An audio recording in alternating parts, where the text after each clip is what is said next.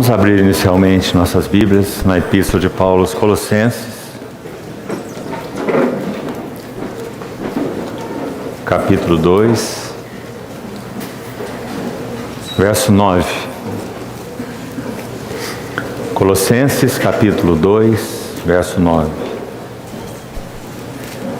Porquanto nele habita corporalmente toda a plenitude da divindade. Efésios, capítulo 4, verso 13. Até que todos cheguemos à unidade da fé e do pleno conhecimento do Filho de Deus, à perfeita varonilidade, à medida da estatura da plenitude de Cristo, para que não mais sejamos como meninos.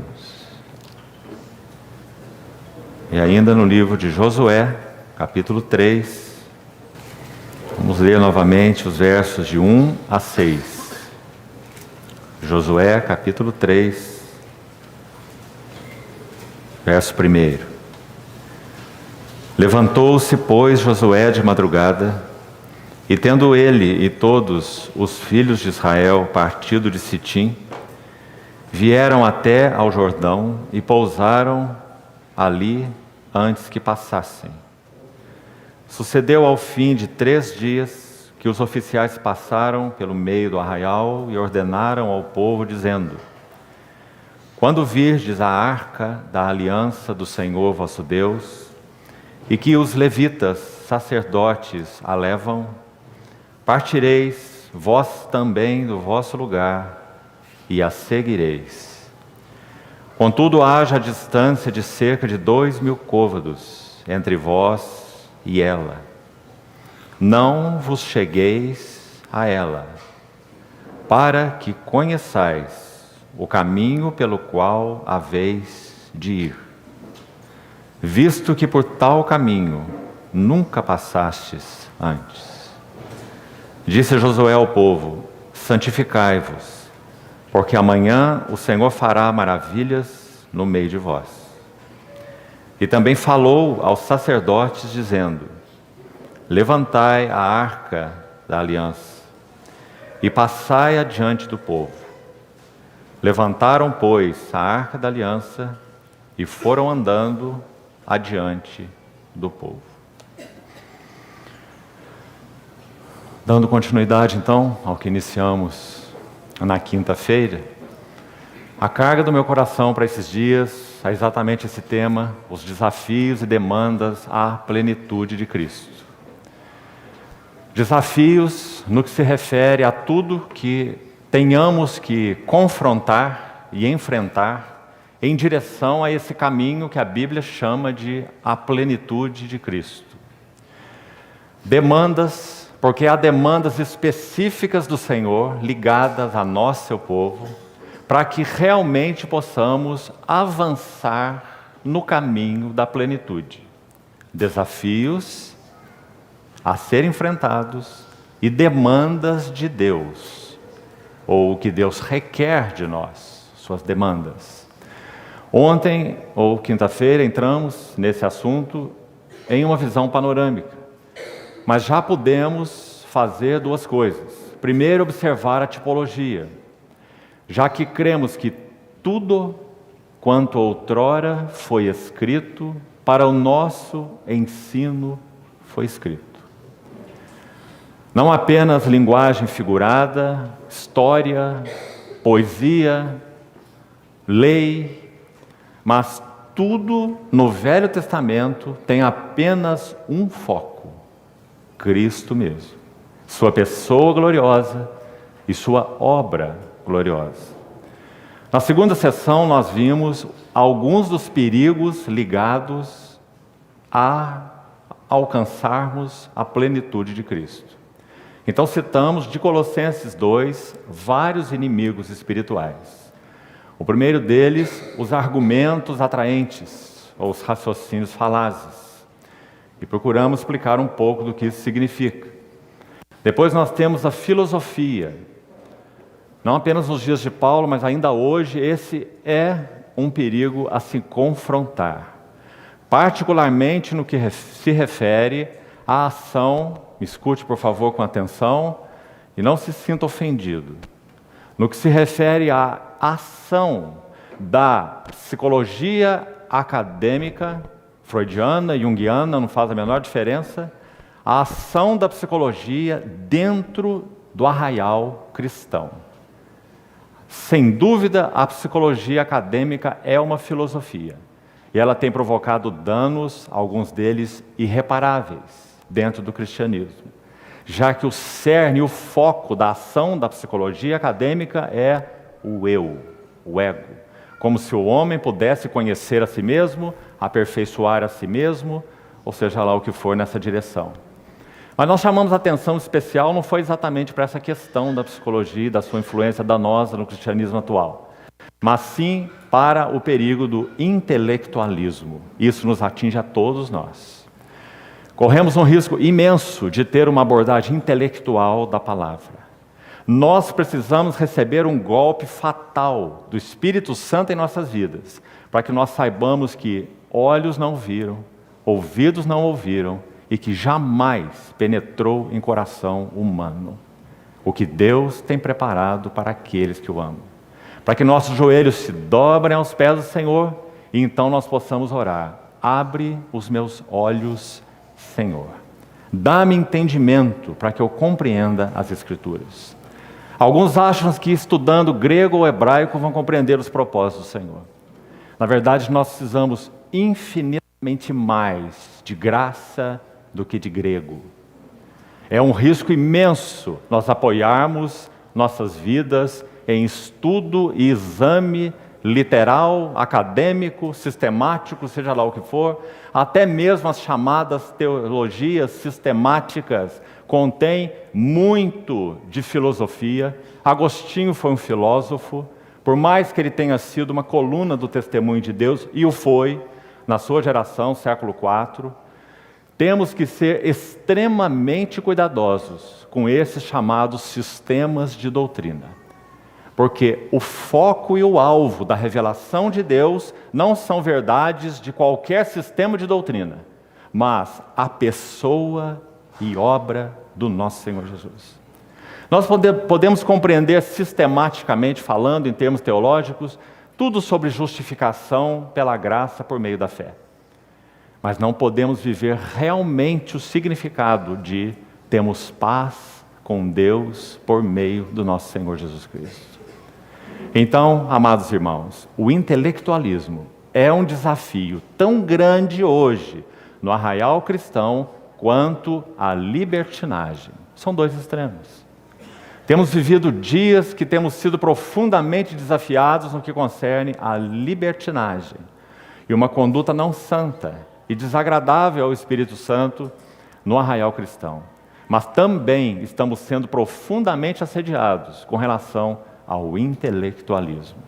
Então Paulo disse, cuidado, ninguém vos enrede, vos faça presa sua com as suas filosofias.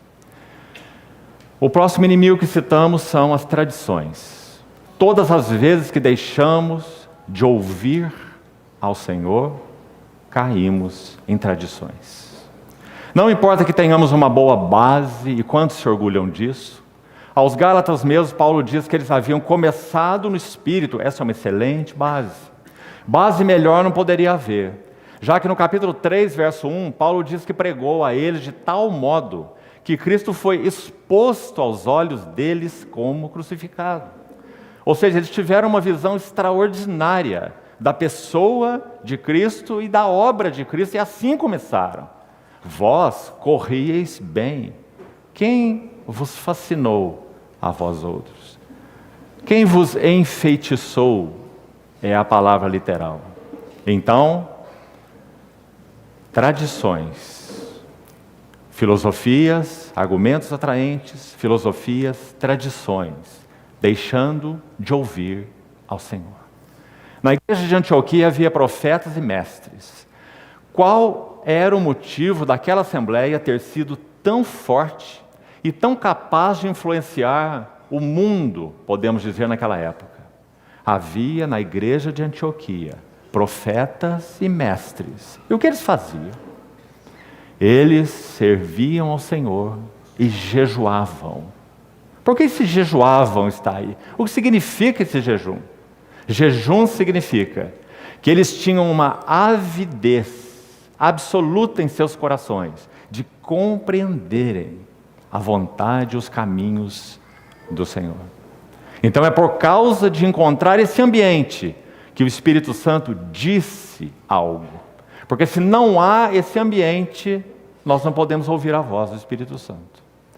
Mas como havia um ambiente de serviço ao Senhor e de jejuns, buscando conhecer a mente e a vontade do Senhor, isso é jejum no sentido mais essencial do seu significado. Então qual foi o resultado? Disse o Espírito Santo: separai-me agora a Barnabé e a Saulo para a obra a que os tenho chamado. Não há o que exatamente iria iniciar ali, porque como já vimos, de Damasco a Antioquia nós temos aproximadamente 14 anos. 3 anos Paulo esteve solitário no deserto da Arábia e possivelmente 8 anos dos 11 primeiros em Tarso, onde Barnabé o encontrou, segundo Atos capítulo 11. O que esse homem que teve uma visão tão extraordinária do Senhor estava fazendo ali?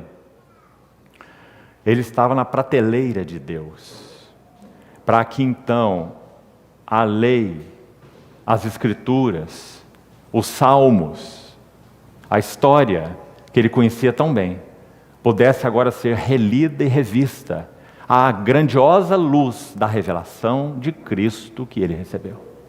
Então agora ele vai encher essas epístolas do Velho Testamento e vai dizer: o Monte Sinai na Arábia é isso, Agar é isso, Isaac é isso, Abraão é isso. Não é isso que ele faz? Porque agora ele viu toda a Escritura à luz da revelação da glória da pessoa e da obra de Cristo. Porque, irmãos, isso é o tema das Escrituras.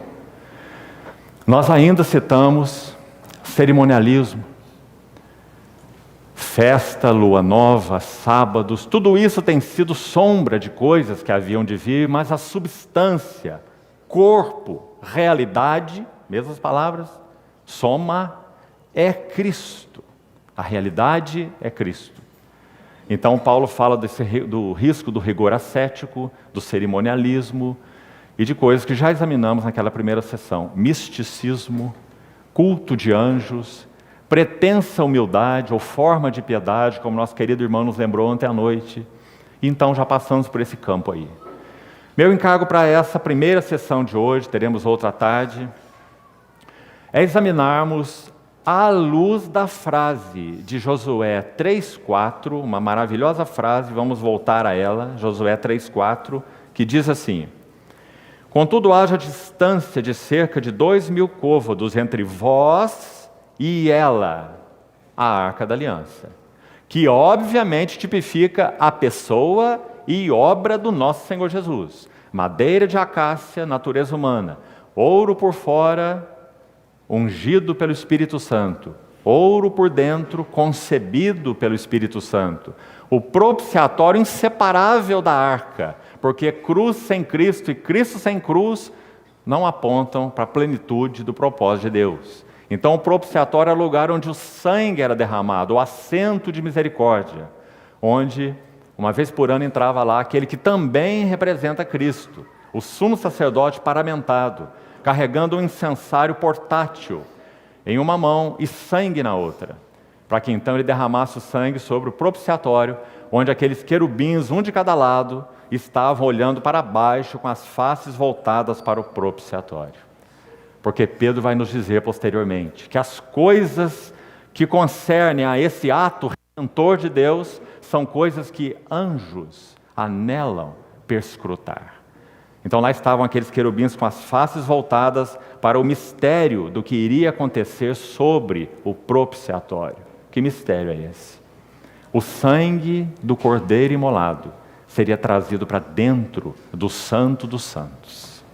Então nós temos um maravilhoso livro de Hebreus, que vai colocar toda essa tipologia na luz.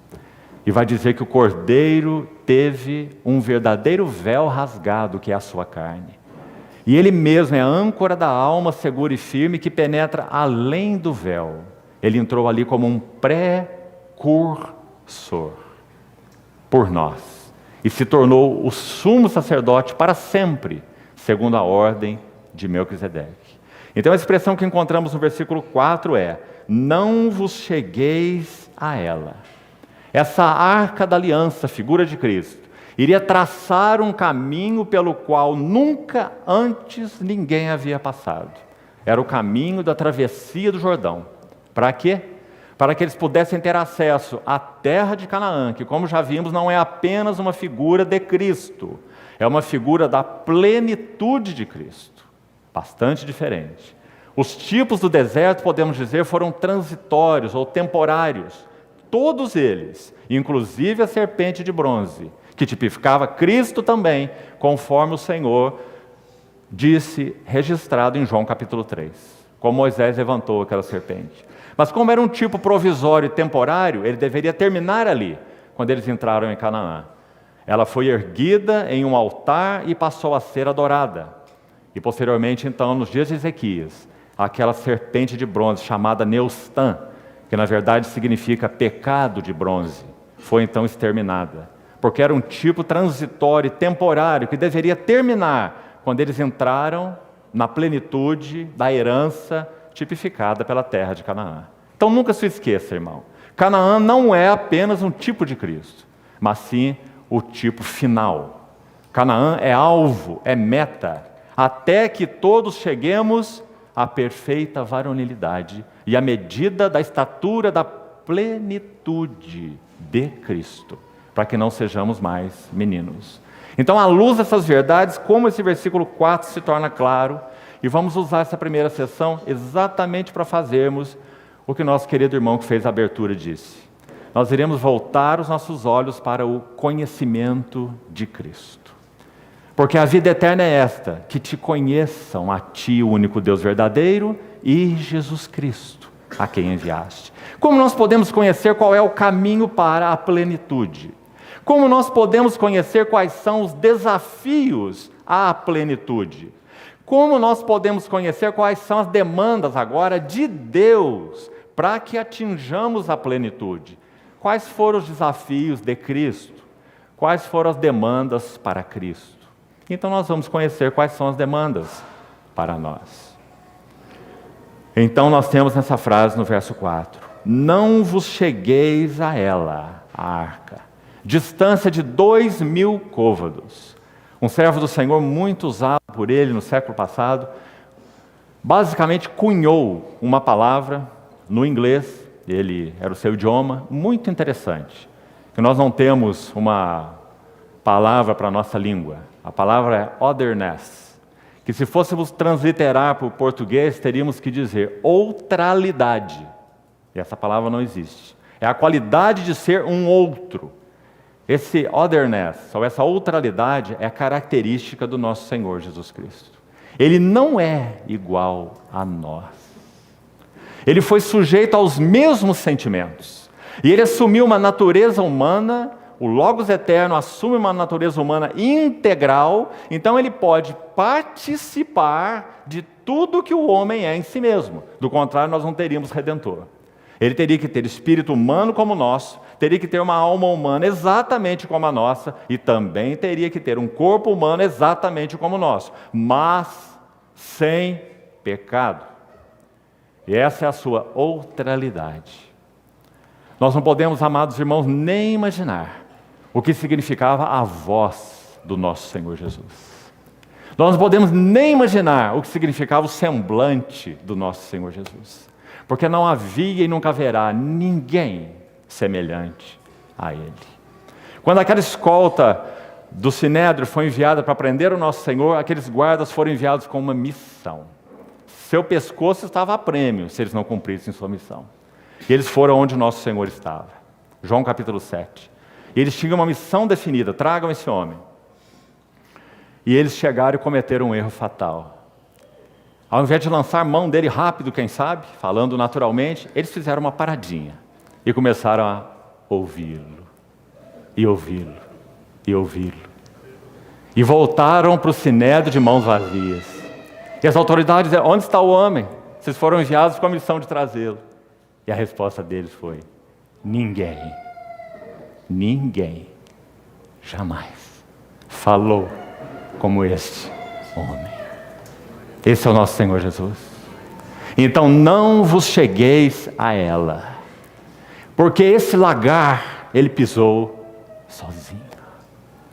Haja entre vós e ela a distância de 2.000 côvados. Mas não só isso, o texto continua dizendo: para que conheçais o caminho. Agora eu gostaria muito, queridos irmãos, que você selecionasse essa frase aí. Para que conheçais o caminho, pelo qual haveis de ir. Que caminho é esse? Esse é o caminho para a plenitude. É o caminho que somente Ele conhece. Esse é o caminho para a herança. Esse é o caminho para além do Jordão. Somente Ele o conhece. E então, finalmente, visto que por tal caminho nunca passastes antes. O precursor na linguagem de Hebreus. Então vamos pensar um pouco sobre ele.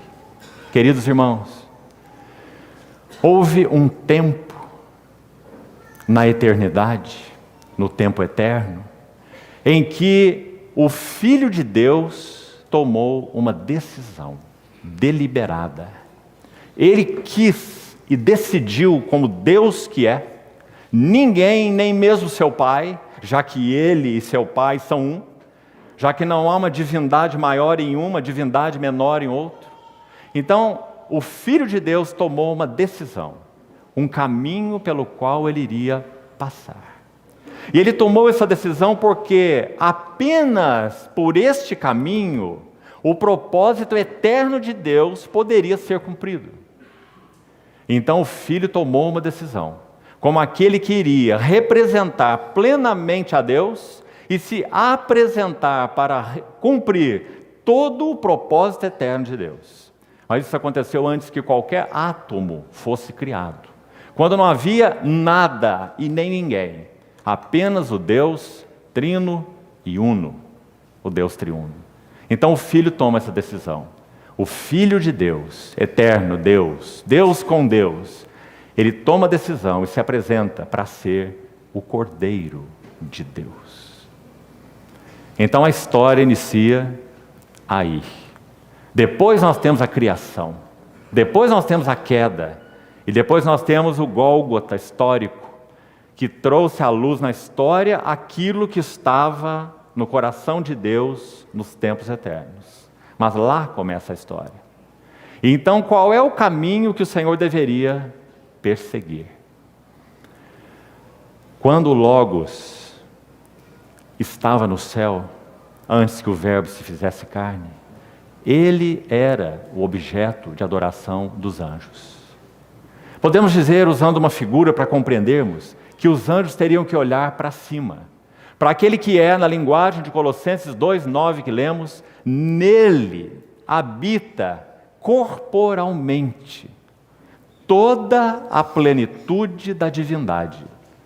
Não há agora e nunca haverá uma outra forma de contemplarmos a divindade e adorá-la que não na face de Cristo.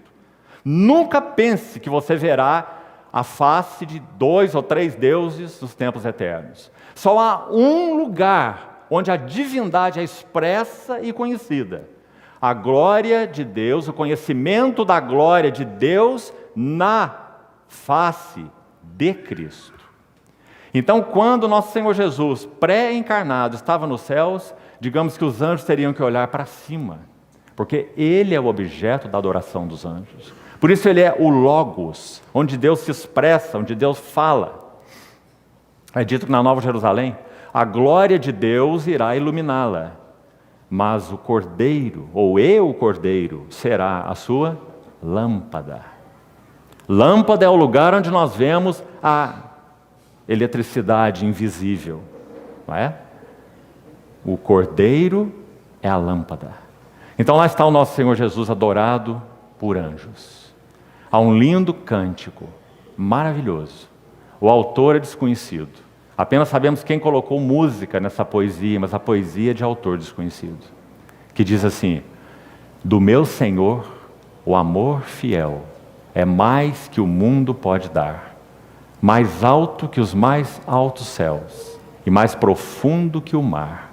Antigo amor, superior, pois antes da criação de Deus, amou-me, glória ao nome seu. O alto trono era seu, e dos anjos tinha adoração. Mas tudo por amor deixou, descendo aqui em servidão. Me procurou, sacrificou a alta posição do céu, buscou-me, glória ao nome seu. Sozinho a senda percorreu, sofreu do homem rejeição, e conhecido só por Deus, de angústia encheu o seu coração. Não hesitou, nem recuou, mas indo aonde estava eu, achou-me, glória ao nome seu. Rompendo o dia de terror, muito só, mas com intrepidez, cruéis escárnios suportou. Deus o abandonou e o fez pecado, sim, na cruz por mim. E em vergonha e dor morreu. Salvou-me, glória ao nome seu. Que história da redenção. Então, amados irmãos, é aí que a história começa, nos tempos eternos. Quando esse que é o objeto da adoração dos anjos, o Logos de Deus, no princípio era o Verbo, o Logos, onde a glória de Deus é vista. Quando, João 1,14, esse Verbo se faz carne e habita entre nós, podemos dizer, os anjos agora não têm que olhar para cima mais. Os anjos agora têm que olhar para baixo. Então nós vamos ver o primeiro, Gabriel, se apresentar a Maria e dar a notícia. O poder do Altíssimo te envolverá com a sua sombra, e o ente santo que há de nascer. Em outras palavras, ele vem participar de natureza humana, mas ele é o ente santo e o Filho eterno. Então o ente santo que há de nascer será chamado Filho de Deus. E aí quando vamos ao capítulo 2, o dedo de Deus, dentro dos seus propósitos eternos, se move. O capítulo 2 de Lucas começa assim: César Augusto, o imperador, convoca os cidadãos do império para se recensear, porque o coração do rei está nas mãos do Senhor. Porque o maior homem sobre a terra naquela época é movido pelo dedo de Deus para levantar um recenseamento de todos os habitantes naquele tempo.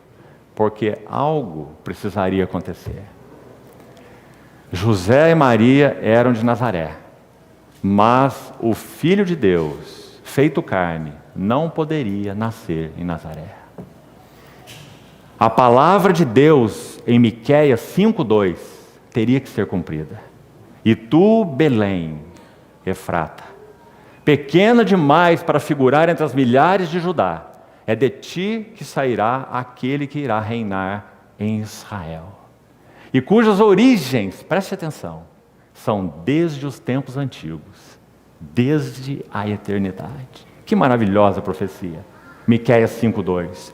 Então Deus move a César Augusto, o imperador. Então quem está na caravana para ir a Belém? José e Maria.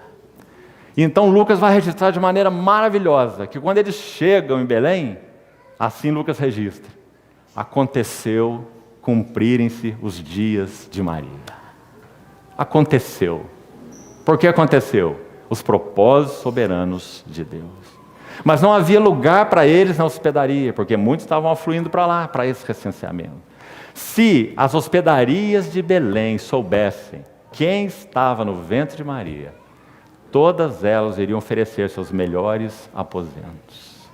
O filho de Davi, o rei dos reis. Mas então, eles vão para aquela estalagem. E o filho nasce, e Lucas vai dizer de maneira tão linda, e nasceu-lhe o seu filho primogênito. E ela tomou a criança, que palavra mais maravilhosa, aplicada ao Filho de Deus e Criador de todas as coisas.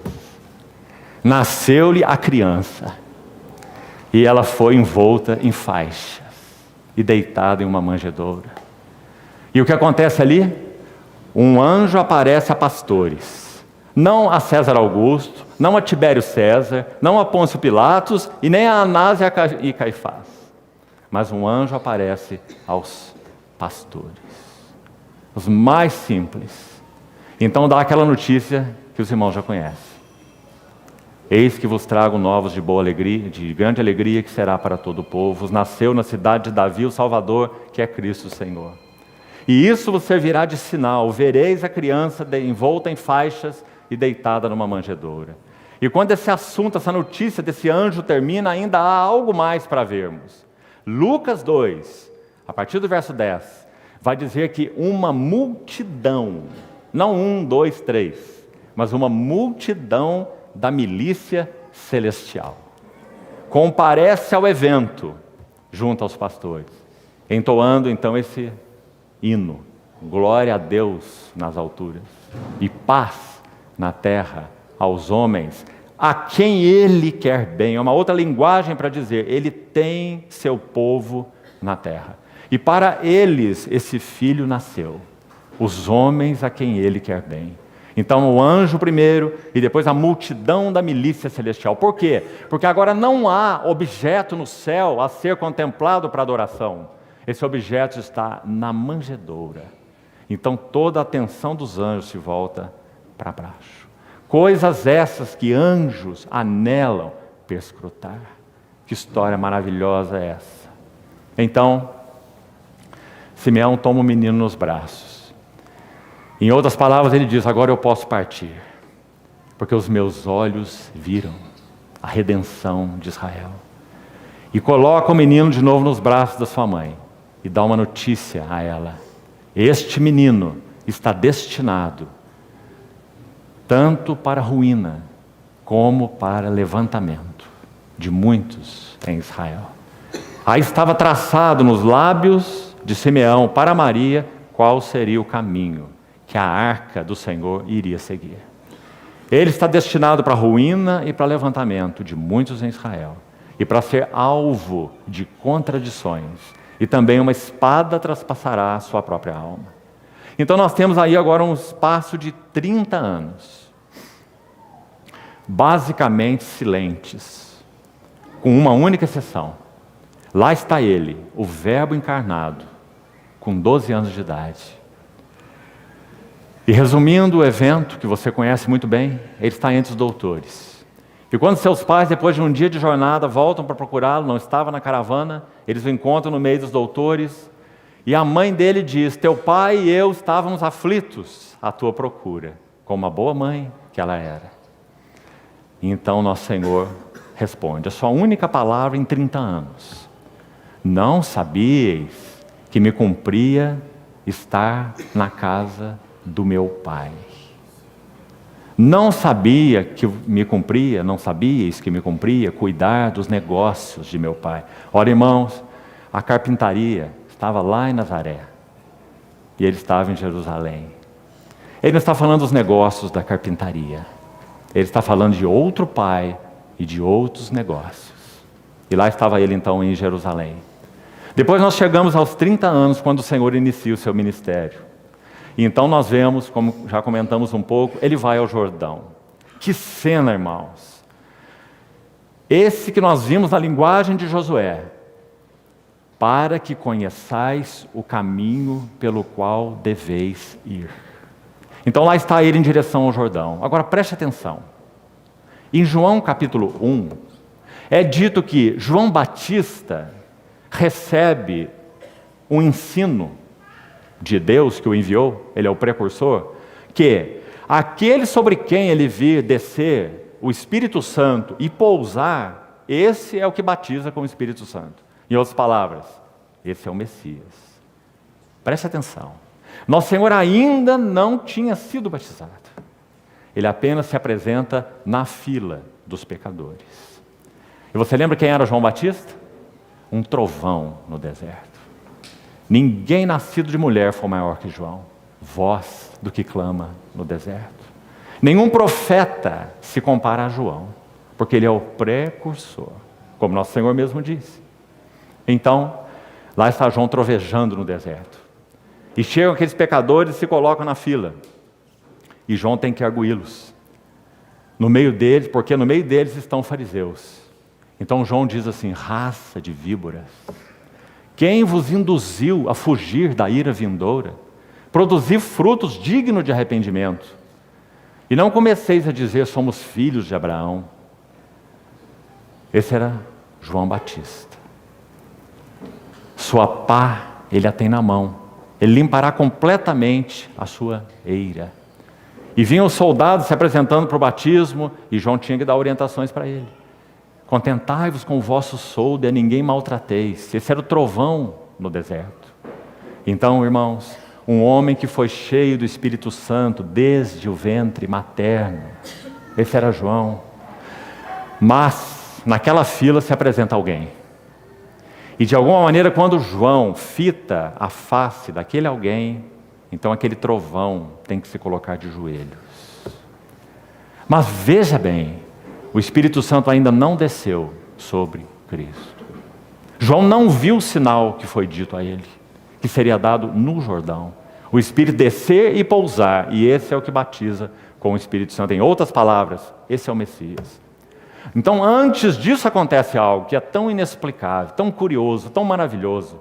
Porque João vê naquela fila de publicanos, soldados, fariseus, meretrizes, havia de tudo naquela fila, que ia para o deserto experimentar o batismo de João. Alguns com verdadeiro arrependimento, outros não. E nessa fila estava o nosso Senhor Jesus.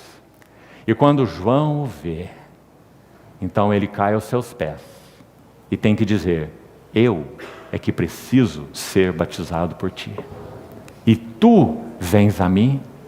Qual é a explicação que poderíamos dar para essa frase de João? Talvez ela esteja lá em Hebreus 7:26. Quando descrevendo o nosso Senhor diz assim: com efeito nos convinha um sumo sacerdote assim como este, santo, inculpável, sem mácula, separado dos pecadores e feito mais alto que os céus.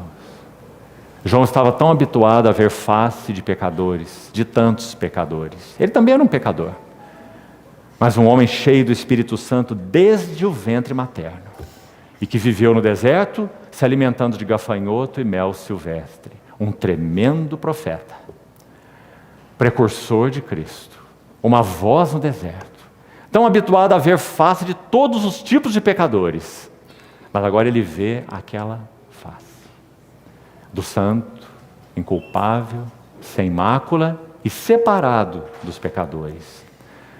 Então, diante da palavra de João, que diz o nosso Senhor: deixa por enquanto, porque nos convém cumprir toda a justiça.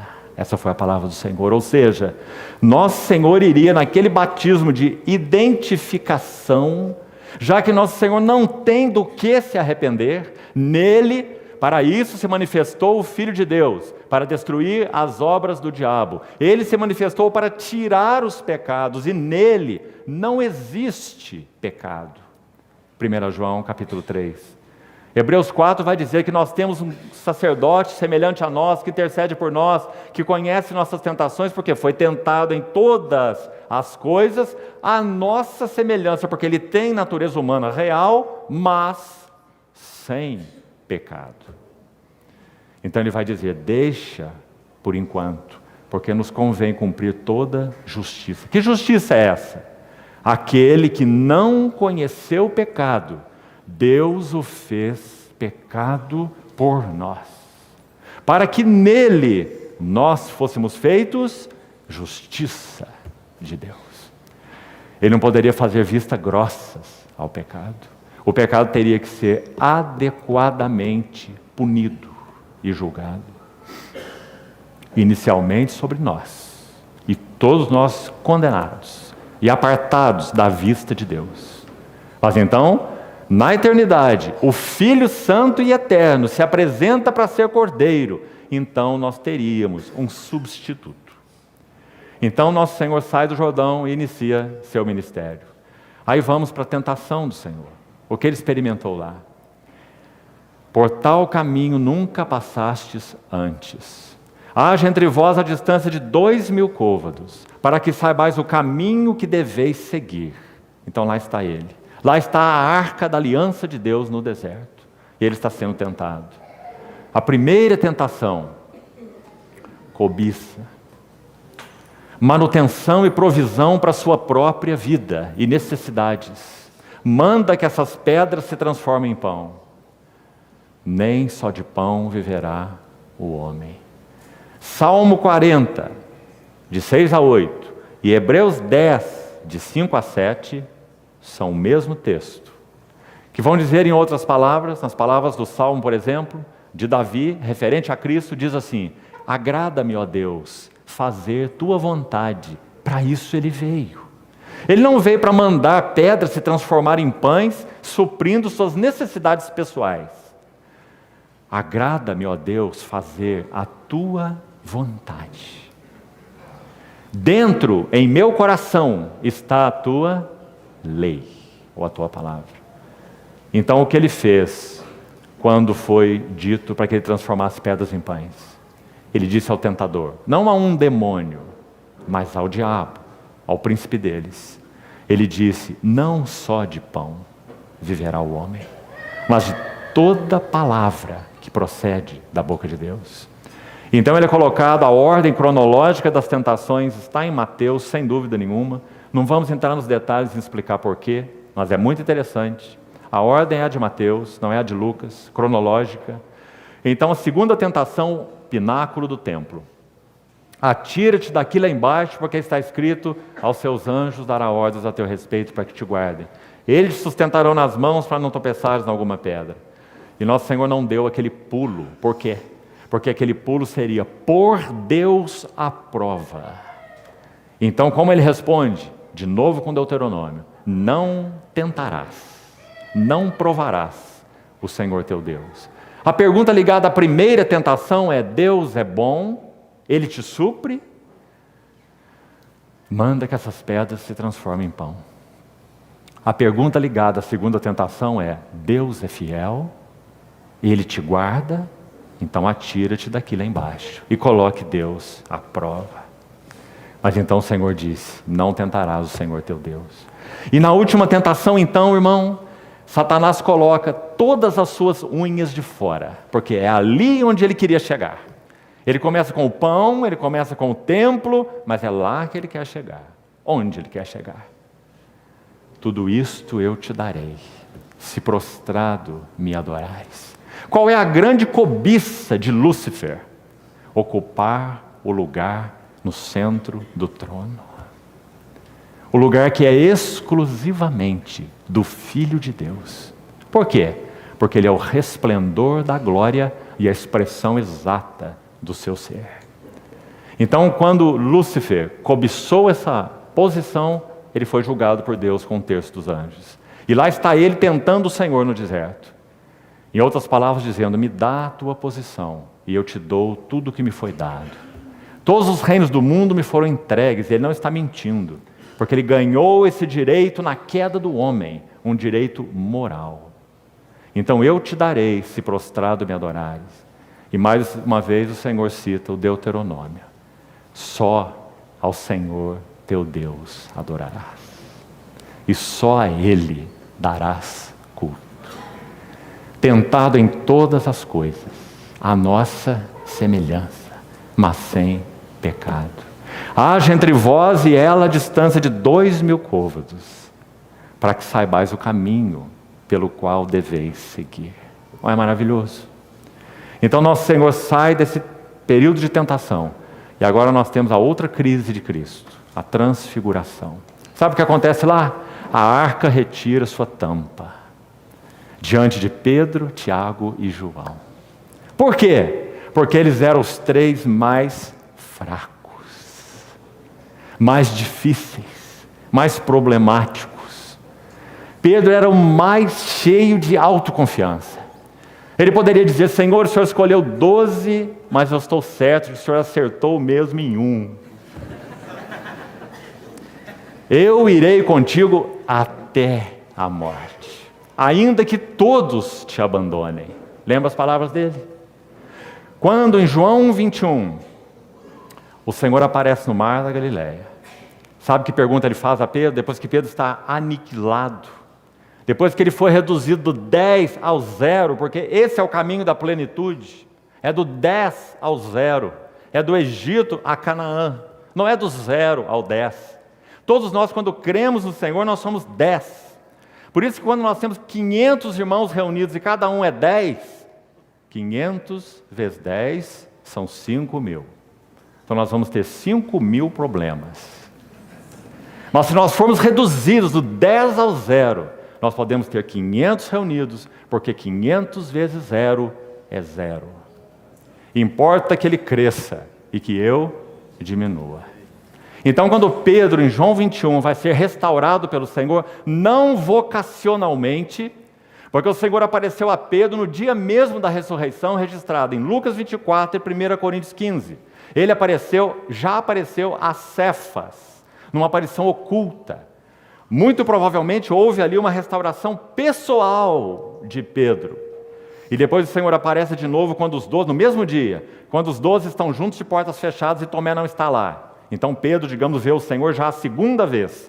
A primeira vez foi pessoal, a segunda vez foi com o grupo dos 12, a terceira vez foi 8 dias depois, no domingo seguinte, quando Tomé está lá, não estava no primeiro, está no segundo, Tomé, quando ele vai dizer, meu Senhor, meu Deus, lá está Pedro também, terceira vez. Então nós temos a 4ª vez que o Senhor aparece a Pedro em João 21, no mar da Galileia. E a 5ª vez, do Monte das Oliveiras, quando ele ascende ao céu.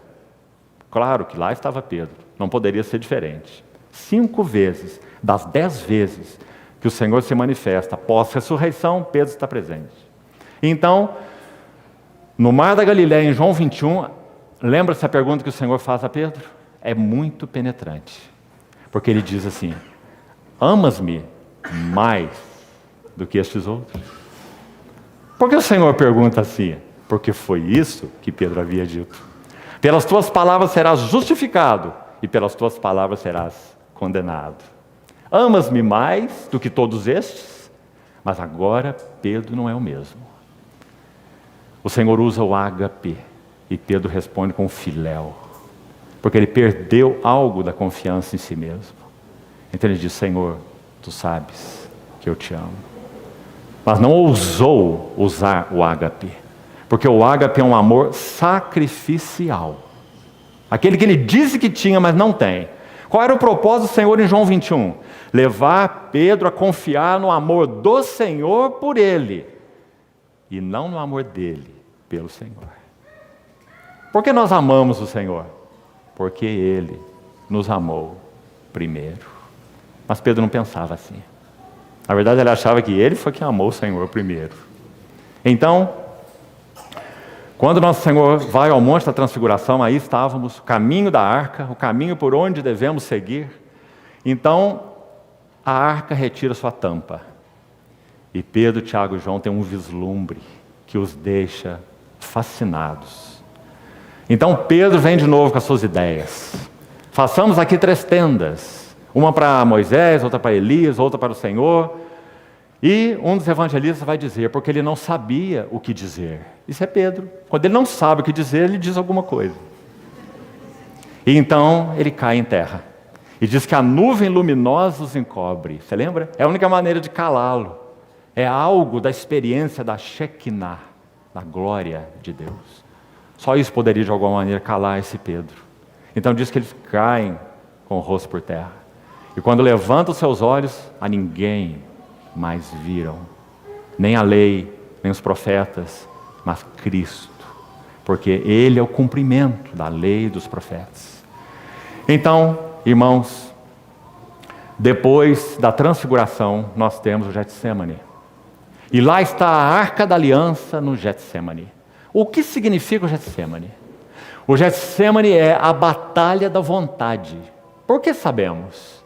Porque o cerne do Getsemane é: não se faça a minha vontade, mas sim a tua. Nosso Senhor Jesus tinha uma natureza humana plena, então Ele tem vontade. Se Ele não tem vontade, Ele não é homem. Se não é homem, Ele não é redentor. Então nosso Senhor tem vontade e o Pai tem vontade. O que Ele teria que fazer? Ele teria que colocar toda a sua vontade debaixo da vontade do Pai. Então João vai registrar assim, palavras do Senhor: eu desci do céu, não para fazer a minha vontade, mas a vontade daquele que me enviou. E João ainda vai registrar João 4,34. A minha comida consiste em fazer a vontade daquele que me enviou e realizar a sua obra. Todos me abandonareis, me deixareis só, mas eu não estou só, porque o Pai está comigo. Porque o Pai está comigo. Por isso o Pai me ama, porque eu faço sempre o que lhe agrada. Compreendeu, irmão? Então a batalha do Getsemane é a batalha da vontade, decisiva. Porque ali nosso Senhor, em pleno direito, poderia dizer: não. Não mereço e não quero beber esse cálice. E ninguém me pode constranger. Porque Ele é Deus. Ninguém tira a minha vida. Eu espontaneamente a dou. Louvado seja o Senhor. Então, no Getsemane trava-se a grande batalha da vontade. A vontade é a cidadela da estrutura humana. O que é decidido na vontade governa todo o nosso ser. E lá está o Senhor travando a batalha da vontade. Bendito seja o seu nome, porque Ele fez esta escolha. Faça-se tua vontade. Então, irmãos, quando aquela escolta vai prendê-lo no Getsemane, Judas liderando com tochas e cacetetes, como é registrado, e não apenas uma escolta, mas uma multidão estava atrás dela. Então eles chegam para aprisionar o nosso Senhor e Pedro tira a sua espada. E como ele entendia de varas de pesca e não de espada, então ele corta a orelha do sacerdote, servo do sacerdote. Mas na verdade ele mirou no meio da cabeça. Mas como ele não era um guerreiro, mas sim um pescador, então ele decepou apenas a orelha de Malco. E nosso Senhor toma aquela orelha, coloca no lugar, calmamente, com aquela turba ao redor dele para aprisioná-lo, e diz assim a Pedro: embainha a tua espada. Não beberei eu o cálice. Porque a batalha do Getsemane já estava vencida, a batalha da vontade. Então ele está afirmando para Pedro e dizendo: não beberei eu o cálice que o Pai me deu. Mas não apenas isso, estávamos falando dos anjos. Os anjos na eternidade adorando o Verbo, o anjo na manjedoura, a multidão da miríade celestial. O Senhor do Getsemane, Lucas registra que quando a batalha do Getsemane terminou, tão aguda, tão profunda que foi, ele soou gotas como de sangue. E quando a batalha termina, Lucas vai dizer: e um anjo do céu desceu e o fortalecia. Por quê? Porque ele é homem e ele poderia ter um colapso no Getsemane, mas o nosso Senhor não iria morrer no Getsemane, ele iria até o Calvário, porque em João 12 ele havia dito que ele seria levantado da terra, iria atrair todos a si mesmo. Então aquele anjo o confortava e o fortalecia, o anjo de novo, porque eles estão atentos e completamente absortos pelo que está acontecendo com o Verbo encarnado de Deus, o objeto da sua adoração, que agora desceu do céu e assumiu natureza humana, como um bebê, o Filho eterno, o Criador, luz de luz, Deus verdadeiro de Deus verdadeiro.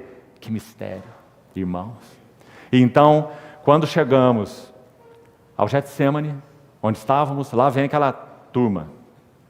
E Pedro toma aquela atitude e o Senhor diz: embainha a tua espada. E o que mais ele diz? Não sabíeis que se eu rogasse agora ao Pai, Ele me enviaria mais de 12 legiões de anjos. Você viu quantas vezes os anjos são mencionados?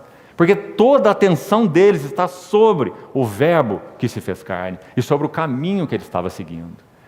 Podemos dizer, queridos irmãos, que se nosso Senhor fizesse ali, antes de ser preso, um movimento com seu dedo, miríades de anjos viriam ao seu socorro e destroçariam o Império Romano. Sabe quanto é uma legião de anjos? Depende da batalha a ser enfrentada pelo Império Romano, mas é algo em torno de 3.000 a 10.000 soldados em cada legião. 12 legiões de anjos. Não sabias que o Pai me enviaria? Mas não beberei eu o cálice que o Pai me deu? Essa foi a pergunta dele. Obediente até a morte, e morte de cruz.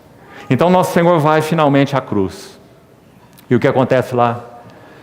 De novo, 1 Timóteo 3 vai dizer assim: grande é o mistério da piedade. Aquele que foi manifestado na carne, porque Ele é o Deus eterno, que foi manifestado na carne, foi justificado em espírito. Porque Ele foi provado em todas as coisas e finalmente justificado. Sua vida é perfeita. Aquele que foi manifestado na carne, foi justificado em espírito, contemplado por anjos. Contemplado por anjos. Pregado entre os gentios, crido no mundo e recebido a glória. Irmãos, quando Ele está na cruz, o que acontece? 7 brados. 3 nas 3 primeiras horas e 4 nas últimas horas. O primeiro brado dele foi: Pai, perdoa-lhes. Eles não sabem o que fazem. Esse é o caminho que a arca seguiu. Esse é o caminho que aponta para a outralidade de Cristo. Ele é outro. O Redentor, o substituto, o Filho Cordeiro. Pai, perdoa-lhes. Eles não sabem o que fazem. Também Ele vai dizer a um ladrão ao seu lado: hoje mesmo estarás comigo no paraíso. E também Ele vai dizer, nessas primeiras 3 horas: mulher, eis aí o teu filho. E ao discípulo: eis aí a tua mãe. Nosso Senhor, na cruz, fazendo provisão para sua mãe terrena. Crucificado e fazendo provisão para sua mãe terrena. Sabe por que isso aconteceu?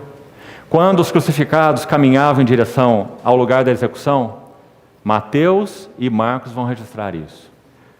Mateus fala sobre fel e Marcos fala sobre mirra, tem o mesmo sentido. Era colocado junto a um vinho e o condenado, açoitado, que agora estava indo em direção ao lugar da crucificação, algumas mulheres, essa era a prática tradicional, essas mulheres ofereciam a esse moribundo, açoitado, condenado, esse gole de um vinho com mirra ou vinho com fel. Isso era um entorpecente. Para que de alguma maneira ele pudesse ter alguma misericórdia nesse horrível sofrimento. A mirra e o fel são entorpecentes. Então os 2 evangelistas vão dizer que o Senhor não o quis beber. Porque Ele teria que conservar plena lucidez até a hora final, na cruz do Calvário. E é por causa dessa lucidez que Ele, já pendurado na cruz, pode ver a sua mãe, junto com João, o discípulo, e dizer: mulher, eis aí o teu filho. Com toda certeza, muito provavelmente, Maria nessa época já estava viúva. Então o Senhor faz provisão para sua mãe. E agora, irmãos, ao meio-dia, houve trevas sobre a face de toda a terra. E agora nós vamos ter 3 horas de profundo silêncio e de profundo mistério. Nem uma palavra do meio-dia até próximo à hora 9, ou 3 da tarde. Profundo silêncio, porque houve trevas sobre a face da terra.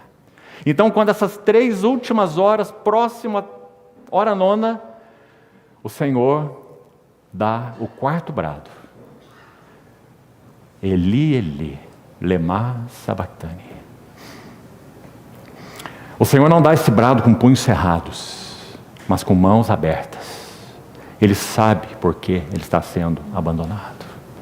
Mas o fato é que ele está sendo abandonado. Aquele que não conheceu o pecado, Deus o fez pecado. Isso não é uma história. Isso é uma realidade espiritual, misteriosa. Deus separado de Deus. Isaac Watts, no seu grande hino, oh que mistério, morre o imortal. Então, Deus meu, por que me desamparaste? Próximo à hora 9, os 4 brados são muito próximos uns dos outros. Provavelmente com poucos minutos de diferença, se é que houve minutos de diferença. E logo em seguida o Senhor vai dizer, eu tenho sede. Tenho sede. Então eles colocam, os soldados, uma esponja, um sopo embebido no vinagre e levam aos seus lábios. Isso é um ato de zombaria, de crueldade. Não tem nada a ver com aquele vinho com mirra e vinho com fel que nós falamos. Aquilo já aconteceu no caminho para o lugar da execução. Eram as mulheres que ofereciam isso. O Senhor não tomou isso. Mas então, quando ele está crucificado, esse vinagre é chegado aos seus lábios. Então é disso que ele provou aquele vinagre. E quando ele provou o vinagre, ele menciona o 7º brado, ou o 6º brado. Está consumado. E finalmente um último brado. Pai, nas tuas mãos eu entrego o meu espírito.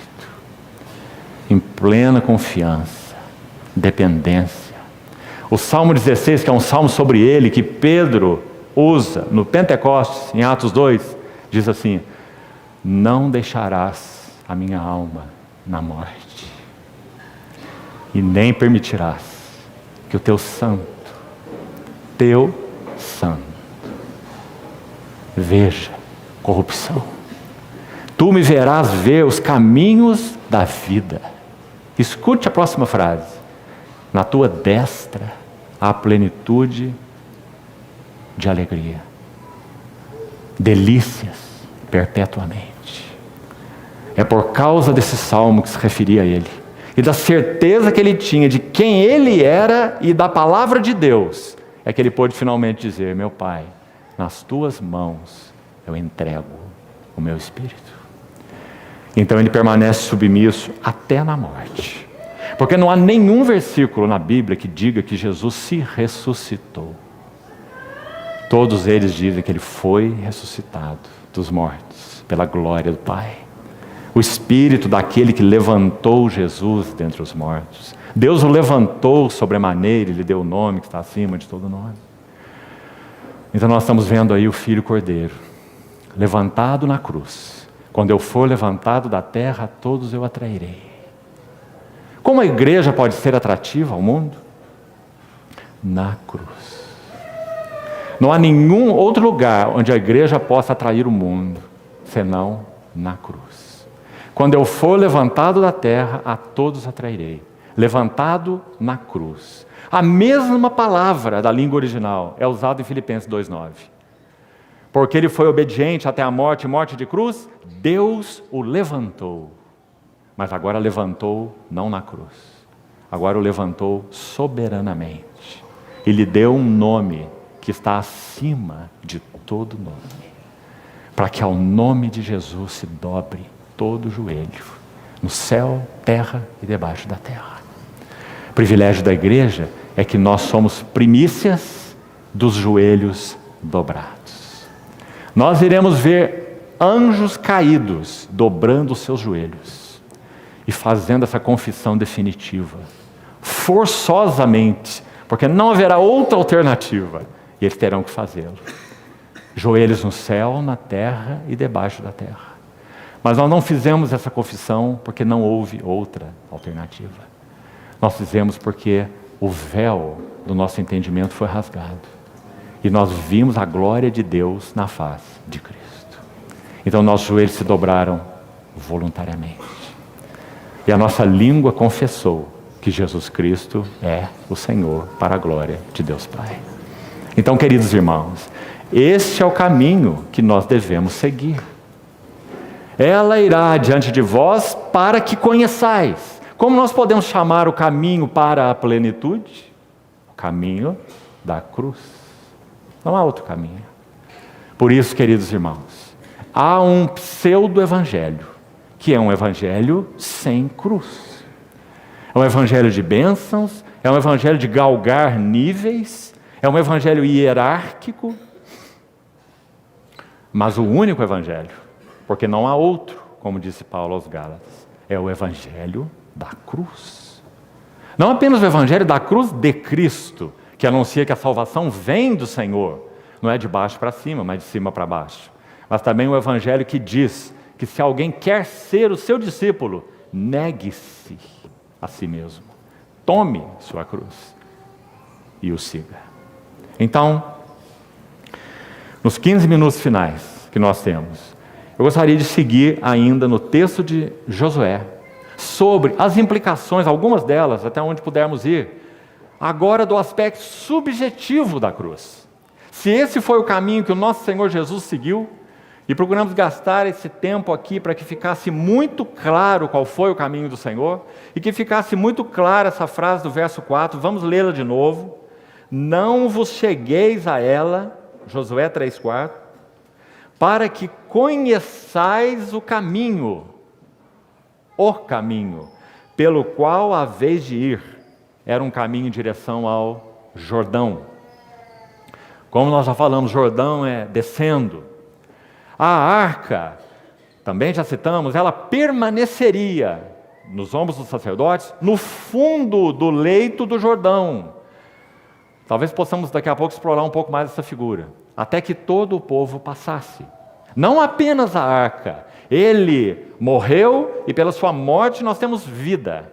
Mas o que Deus busca? Como nós lemos ontem, Colossenses 1,24. Agora, dizendo Paulo, eu me regozijo nos meus sofrimentos por vós. E eu preencho o que falta das aflições de Cristo na minha carne a favor da igreja, que é o seu corpo. Obra de redenção, esse lagar ele pisou sozinho. Obra de edificação, ele chama cooperadores.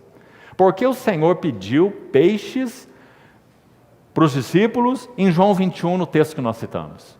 Havia peixe naquele braseiro, havia pão, segundo o relato de João. Porque o Senhor diz, trazei alguns dos peixes que acabastes de apanhar. Porque apesar do fracasso daqueles discípulos, quando eles tiveram que dizer, nós não temos nada, nada apanhamos. Apesar do fracasso deles, Deus ainda busca cooperadores para seu serviço. Mas que tipo de cooperadores? Aqueles que passaram pelo processo que Pedro passou. Do 10 ao 0. Enquanto não formos 0, nós não temos condições de cooperar com o Senhor. Sempre haverá aquela água no cano enferrujado, que carrega a ferrugem para cá, a ferrugem para lá. Esse era o caso dos coríntios. Havia verdadeiro dom espiritual, Paulo nunca negou isso. Fortes enriquecidos nele em tudo, são palavras dele. Toda palavra, veja o perigo do intelectualismo. Toda palavra, todo conhecimento. E não vos falta nenhum dom. Igreja rica essa dos coríntios. Rica de palavra, rica de conhecimento, rica de dom e rica de carne. Não? Eu não vos pude falar como espirituais, mas como a carnais e como a crianças em Cristo. Leite vos dei a beber, não vos dei alimento sólido, porque não podia suportar. E por que sois carnais? Porque há ciúmes, porque há contendas e porque há partidarismo entre vós. Queridos irmãos, unidade do corpo de Cristo não é algo a ser buscado. Unidade do corpo de Cristo é um fato espiritual. E nós precisamos apenas nos curvar diante do que o Senhor fez. O fato é que nós pertencemos a Cristo e pertencemos uns aos outros. O fato é que nós não podemos viver sem Ele e não podemos viver sem uns e outros. Esse é o fato. Buscar unidade é promoção de homens. Reconhecer essa maravilhosa unidade é o trabalho do Espírito Santo. Sabe qual é o maior caminho para se conseguir mais divisões? Pregar unidade. Quanto mais se prega unidade, mais divisão nós temos. Porque é uma unidade comigo, uma unidade contigo. Uma unidade com o teu sistema doutrinário, uma unidade com teus pensamentos, uma unidade à tua maneira, uma unidade com tuas convicções, uma unidade com o teu ismo particular que você adotou e coloca todos do lado de fora. Essas são as unidades humanas, unidades ministeriais, unidades de métodos. Compreende, irmão? Quanto mais se prega sobre unidade, mais divisão. Porque o fato espiritual é que nós já somos um só corpo, bendito seja o Senhor. Há um só Espírito, há um só corpo, há um só Deus, há um só Pai, há uma só vocação. E para isso nós fomos chamados. O que é que nós temos que aprender? Deixar que a cruz corte fundo nas nossas carnes. Porque nós somos maus, porque nós somos soberbos, porque nós somos arrogantes, porque nós somos presunçosos. Por isso que nós temos problema com unidade. Não é por falta de pregação de unidade, é por falta de pregação da cruz que nós temos problema com unidade. Compreende, irmão? Que o Senhor nos ajude. Para que conheçais o caminho pelo qual deveis seguir. Se a igreja não mergulhar no Jordão, nós nunca teremos testemunho de Cristo. Se a arca não estiver levantada sobre os nossos ombros, a supremacia, a primazia e a centralidade de Cristo. Se isso não for verdade, nunca teremos unidade. Compreende, irmão? Então, vamos correr aqui com o resto do tempo. Preste atenção. O capítulo 3 que nós lemos em breves rasgos, para os irmãos meditarem depois, o que aconteceu aqui?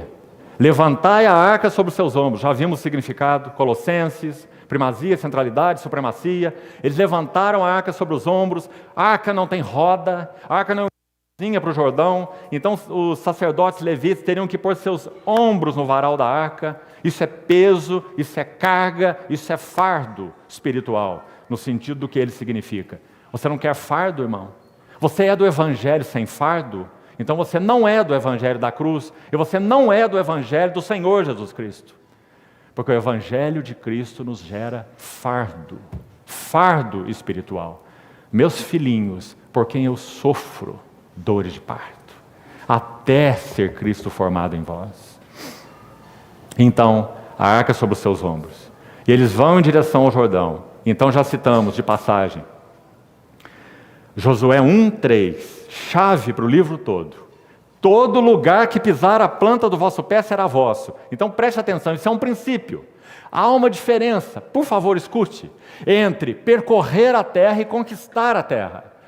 Gênesis 13, a história de 11 visitações que Deus faz a Abraão.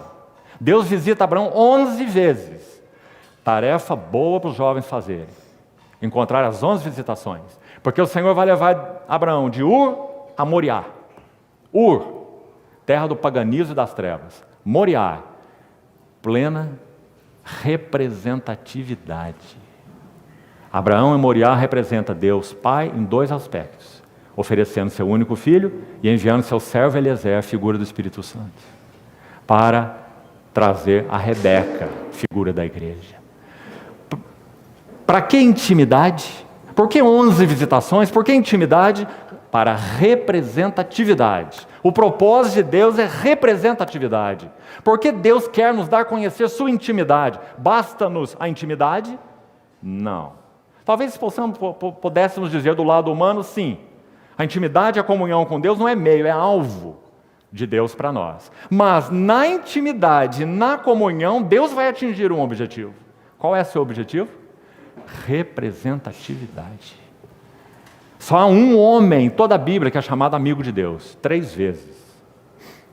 Crônicas, Isaías e Tiago. E esse homem é Abraão. Foi chamado amigo de Deus. Intimidade. Para que intimidade? Para Moriá. Representatividade. Enviando o único filho, Isaque, a quem amas, representando Deus Pai. E enviando Eliezer, figura do Espírito Santo, para que a noiva seja adornada, preparada para o filho. Que maravilhoso, irmãos. Que maravilhosa história. Então, quando esses sacerdotes pisam as águas do Jordão, todo lugar que pisar a planta do vosso pé será vosso. Não é como Abraão. Como Abraão, em Gênesis 13, que estávamos dizendo, o Senhor diz: levanta teus olhos e percorre a terra. Mas Abraão não conquistou a terra. A terra só é conquistada em Josué. Então agora em Josué, qual é o princípio para conquistar a terra? Todo lugar que pisar a planta do vosso pé será vosso. O que significa isso para nós, igreja de Deus, hoje, na linguagem do Novo Testamento? O justo viverá da fé. Cada vez que o Espírito Santo clareia algo mais de Cristo para nós, do glorioso Cristo que temos, sua pessoa e sua obra, então essa visão de Cristo, essa palavra de Cristo, essa revelação de Cristo pelo Espírito Santo, particularmente nas Escrituras, quando ela é misturada com fé, então nós herdamos a terra. Compreendeu, irmão? Então não basta simplesmente estudar a sua Bíblia academicamente, nunca bastará. Houve um teólogo no século XIX para o XX chamado Paul Tillich. Um tremendo homem no sentido de conhecer as Escrituras. Quando ele morreu, a sua esposa encontrou na sua gaveta do escritório, junto com o seu material de estudo bíblico, várias revistas de pornografia. Então ela colocou a público e escreveu um artigo dizendo: o homem que eu conheci e o pastor que vocês amavam. Grave. Porque conhecimento bíblico em si mesmo não significa nada. Graças a Deus pelas Santas Escrituras. Mas nós precisamos que nossos olhos sejam abertos. Saulo de Tarso conhecia tudo sobre as Escrituras, mas não conhecia Cristo. Quando ele conheceu Cristo, ele teve uma nova Escritura, porque agora ele viu Cristo em todas as Escrituras. Compreendeu, irmão? Então todo lugar que pisar a planta do vosso pé será vosso. Não apenas levanta os teus olhos, percorre a terra, Gênesis 13, o Senhor para Abraão. Mas agora, pisa a terra, e todo lugar que pisar será vosso. Para concluirmos, qual foi a primeira possessão daqueles que levantaram a arca sobre os seus ombros? Nós queremos a supremacia de Cristo, a primazia de Cristo, a centralidade de Cristo. Isso é um fato para nós espiritual. Então qual é o primeiro ato desses sacerdotes? Coloquemos de outra maneira ainda. Para entrar na herança, ou para entrar na plenitude, qual foi a primeira possessão da herança para os levitas sacerdotes? O Jordão. Qual o primeiro lugar que eles tocaram a planta do seu pé? Foi em Canaã? Não, foi no Jordão. E quando eles tocaram seus pés no Jordão, figura de morte, caminho da cruz, então o Jordão se abriu. Todo lugar que pisar a planta do vosso pé será vosso. Nós não temos tempo para muitos detalhes, mas escute com atenção. Paulo, escrevendo aos Coríntios, vai dizer assim: tudo é vosso. Seja Paulo, seja Apolo, seja Cefas, seja a vida, seja a morte, tudo é vosso. E vós de Cristo e Cristo de Deus. Não é maravilhoso? Ou seja, eles tomaram posse da morte. E então, 2 Coríntios 4, não deixe de ler, 2 Coríntios 4, de 7 a 12. Paulo vai dizer assim: porque em nós opera a morte, mas em vós a vida. Levando sempre, não de vez em quando, não aqui ou ali, 2 Coríntios 4, de 7 a 12. Levando sempre no corpo o morrer de Jesus. E aí ele não fala assim: e então tomem posse da vida de Jesus. Escute, irmão, escute bem. Ele está dizendo: tome posse da morte de Jesus. Levando sempre no corpo o morrer de Jesus. Porque haverá uma consequência natural, sobrenatural, para que também a vida de Jesus se manifeste nos vossos corpos mortais. Qual é o caminho para a vida da igreja? É o caminho de tomar a morte, o significado da morte de nosso Senhor Jesus. Em outras palavras, tomarmos a cruz. Esse é o caminho para a vida da igreja. Primeira possessão dos sacerdotes, morte. Então, concluindo, eles não apenas são os primeiros a tomar posse da morte, pioneiros no caminho celestial. Como dizia nosso querido irmão Austin Sparks, usa essa frase tão maravilhosa: pioneiros do caminho celestial. Hebreus 3 diz: vós vos tendes tornado companheiros de Cristo. Essa é a ideia. No caminho da plenitude. Então, tomaram posse da morte, entraram no Jordão e pararam ali. Muito linda a figura, porque podíamos dizer, naturalmente falando, qual era o problema para Deus dessa água abrir, a arca passar, ir para o lado de lá e a água continuar aberta até todo o povo passar. Tem alguma dificuldade do Senhor em fazer isso, irmão? Então, por que a tipologia tem que ser tão precisa? Por que eles têm que entrar no Jordão, que transbordava, ele vai se abrir, as águas vão se juntar muito longe. A ideia é que não houve uma parede de água aqui, outra parede de água ali, talvez como tenham atravessado o Mar Vermelho. Mas as águas se amultaram muito longe, e eles passaram a seco. E lá estava no leito do rio, no fundo, a arca sobre os ombros dos sacerdotes. Então aí guarde de novo essa figura maravilhosa e importante. Para a entrada na plenitude de Cristo, Ele, Cristo, busca na igreja os pioneiros do caminho celestial. Qual as características dos pioneiros do caminho celestial? Eles serão os primeiros a tomar posse da morte. E serão os últimos a saírem dela. Até que todo o povo passe. Não é isso que lemos aí? Em Josué 3. Agora, irmãos, nós estamos compreendendo a solenidade disso? Ou isso são só palavras para nós? Só uma coisa bonita? Só uma tipologia precisa? Ou será que tem sido fato espiritual para nós? Em nossas assembleias locais, nós queremos que os irmãos tenham mais vida. Como já falamos, então a pergunta do Senhor é: quantos irão morrer mais? Morrer para si mesmos, morrer para os seus interesses, morrer para os seus projetos, morrer para a vida abençoada da sua esposa e dos seus filhos, naquele núcleo familiar tão querido e abençoado que você tem. Palavra do Senhor para Ageu: sua casa, nota 10, mas a casa de Deus permanece em ruínas. Senhor, edifica a tua igreja. Pergunta do Senhor para nós: quantos irão morrer? Paulo ora em Filipenses assim: para o conhecer e o poder da sua ressurreição e a comunhão dos seus sofrimentos, conformando-me com ele na sua morte. Filipenses 3. Tão claro, irmão. Então aí está a figura linda em Josué capítulo 3. Os sacerdotes foram vanguarda. Há um chamado para os pioneiros do caminho celestial. Tem que ser os primeiros a morrer. Mas isso ainda não basta. Eles têm que ser os que permanecem na morte, até que todo o povo passe. Do contrário, nós não teremos herança nenhuma. Nós teremos pessoas que continuarão edificando impérios particulares, buscando seus interesses e não os interesses de Cristo, vivendo para si mesmos. Nunca poderão dizer: em nada considero a vida preciosa para mim. Terão que dizer o contrário: sim, minha vida é preciosa para mim. Meus planos, meus direitos, meu isso e meu mais aquilo, meus alvos e etc. Então, amados irmãos, esse é o capítulo 3 de Josué. Depois, na sequência, quando voltarmos, vamos ver se falamos um pouco do capítulo 4 e 5, resumidamente, porque vamos buscar estudar 1 Coríntios 10. O que o deserto nos expõe. Esses inimigos de dentro, que nós precisamos muito bem conhecê-los, que vão impedir que nós cheguemos às margens do Jordão. 38 anos errantes no deserto.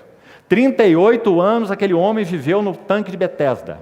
38 anos incapaz. Ele sempre buscava a ajuda de outros para colocá-lo no tanque. Não tinha ninguém que o levava no tanque para ser curado. 38 anos. Até que o Senhor diz: queres ser curado? Jornadeamos por esse deserto para que o Senhor exponha os nossos corações e então nós possamos conhecer o que significa herança espiritualmente falando. Então, irmãos, que o Senhor continue falando ao nosso coração, mesmo que tenhamos passado por princípios rápidos, confiamos que o Espírito Santo nos explicará, nos dará luz e nos ajudará. Vamos então orar e fazermos esse intervalo. Senhor, te suplicamos que em nossa lentidão, em nossa inabilidade de compreensão, que o Senhor nos assista com teu bendito Espírito Santo e nos dê a conhecer o caminho pelo qual devemos seguir. Aclara aos nossos olhos a visão da bendita arca, Cristo glorioso, e também nos dá um espírito e um coração aptos e ávidos, prontos a seguirmos o Cordeiro por onde quer que Ele vá. Ensina-nos, Senhor, o caminho da herança celestial. Faz-nos e dá-nos a graça de sermos pioneiros na jornada celestial. Em Teu nome oramos, Senhor. Amém.